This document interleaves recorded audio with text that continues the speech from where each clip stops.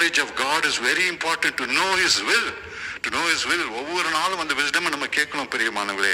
இயேசு சுவாமி வாழ்க்கையில் அதுதான் எப்போது காணப்படும். தேவ சித்தத்தையே செய்தார்.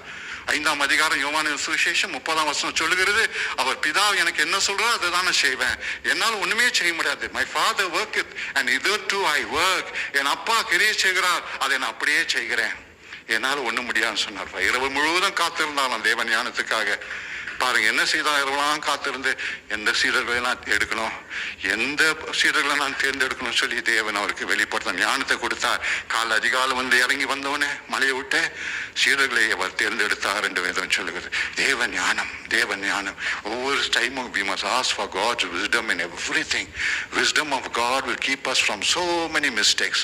அத்தனை ஞானம் தவறுகளிலிருந்து குறைகளிலிருந்து நம்மை விலக்கி காப்பது தேவ ஞானம். அந்த ஞானத்தை கேட்போம் என்றால் தேவன் அவர் சித்தத்தை அறிகிற அறிவை நமக்குள் ஊற்றுவார்.